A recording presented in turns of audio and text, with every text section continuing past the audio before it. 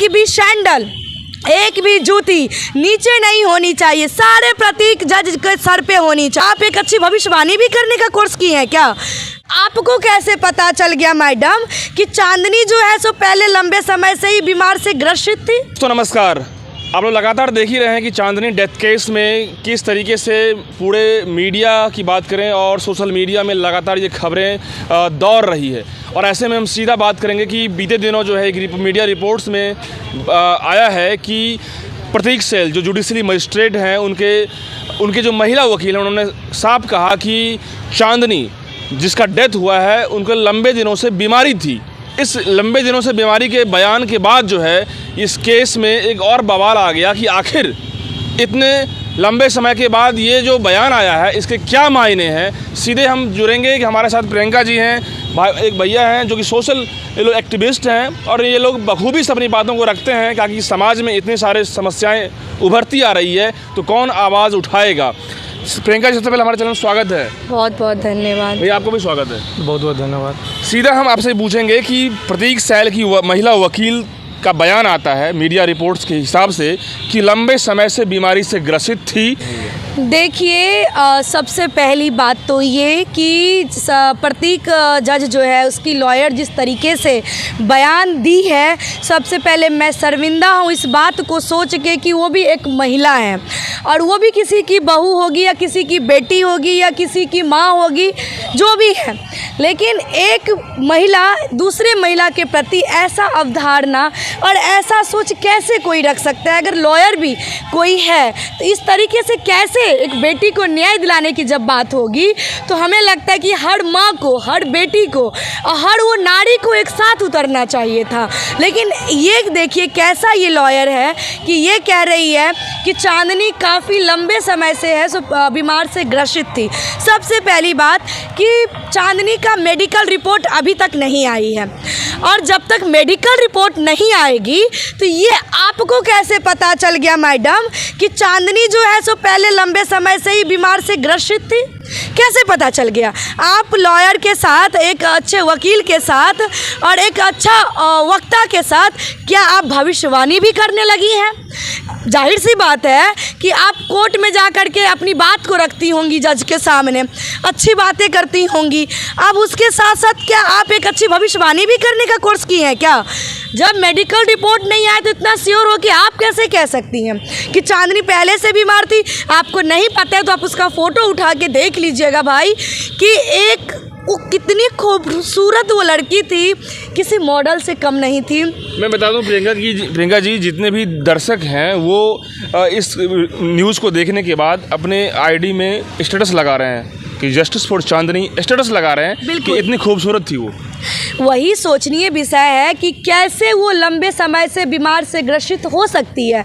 वो लड़की जो योगा करती थी सुबह सुबह, वो लड़की जो जिम जाती थी सुबह शाम, वो लड़की जिसका खाने का रूटीन अलग था और वो लड़की जो नाचना गाना हर एक एंजॉय करती थी, वो लड़की बीमार हो सकती है क्या?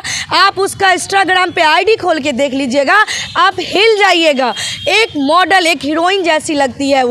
और उसका जो शादी जो हुआ है, इसमें सारी फंक्शन एक एक मोमेंट को कैच कर करके वो अपने इंस्टाग्राम पे शेयर की है, जिसमें वो नाचती हुई दिख रही है।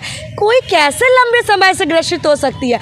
अगर ये लंबे समय से बीमार थी तो जब क्रिटिकल सिचुएशन आया, हॉस्पिटल में एडमिट करा दिया गया, जब उसके परिवार को पता चला तब जाकर के आप उससे पहले उसके परिवार को क्यों नहीं बताएं कि भाई चांदनी जो है सो काफ़ी दिनों से बीमार पड़ी है, एक बेड पे सो रही है, ना उठ रही है ना बैठ रही है, क्योंकि 55 केजी की लड़की मात्र मरने के समय में उससे पहले 25 केजी पे आके बैठ गई थी। प्रियंका जी, हम उनके अपार्टमेंट में गए, जो हमको सूत्रों से जो जानकारी मिला कि पूरे अपार्टमेंट के लोग जानते हैं कि इनके फैमिली में क्या चल रहा था और रात में मतलब कि उठा पटक ऐसी आवाज़ आ रही थी, तमाम तरह के चीज़ें निकल के आ रही है जो मुझे जानकारी मिली है। और ऐसे में यदि किसी परिवार के साथ इस तरह से घटनाएं उस लड़की के साथ हो रहा हो और यदि ये कोई अनर्गल तरीके से कह दे कोई महिला वकील एलिगेशन के तौर पे कि उसे पहले से बीमारी थी, तो ये कहीं ना कहीं बहुत ज़्यादा गलत बात है और इस तरह की चीज़ें नहीं करनी चाहिए।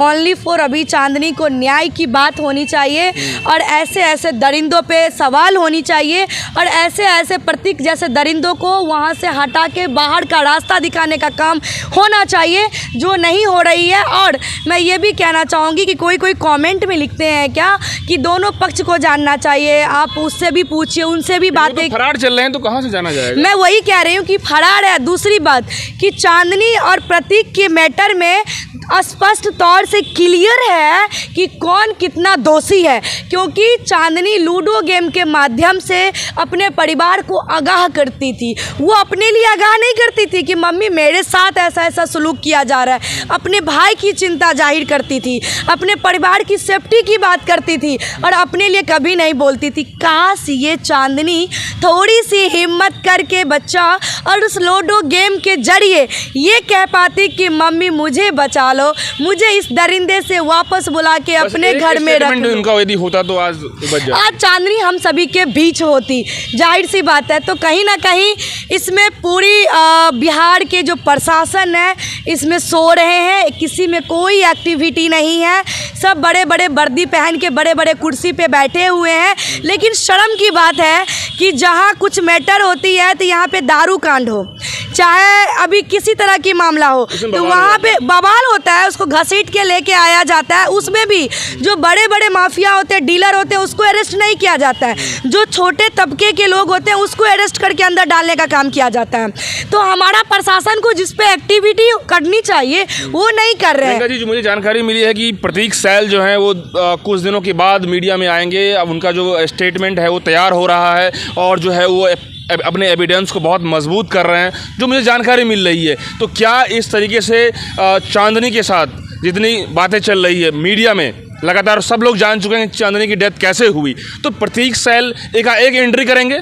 एकाएक एंट्री नहीं करेंगे, वो सारे साक्ष्य को और लेपापोती करने में लगे होंगे और वो अपना एक अलग पैराग्राफ तैयार करेंगे कि अब हमको क्या बोलना है मीडिया में। अगर तुम सही था तो निकम्मे निठल्ले तुम भागा क्यों? अबे दरिंदे, तुम्हें आकर के अपनी बात रखनी चाहिए थी ना। तुम एक जज था ना, जुडिशियल जज था ना, तो तुमने आकर के तुम्हें अपनी बातों को रखनी चाहिए था। तुम्हें अब कौन से ड्राफ्टिंग किया ये जरूरत पड़ गई?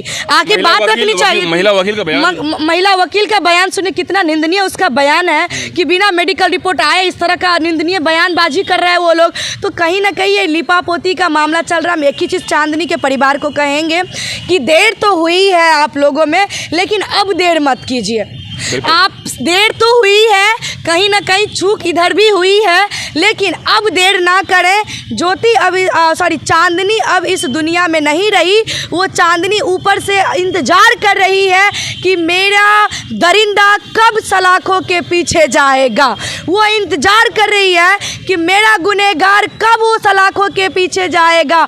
और मरने से पहले वो अपने परिवार को बोली थी कि एक भी सैंडल, एक भी जूती नीचे नहीं होनी चाहिए, सारे प्रतीक जज के सर पे होनी चाहिए।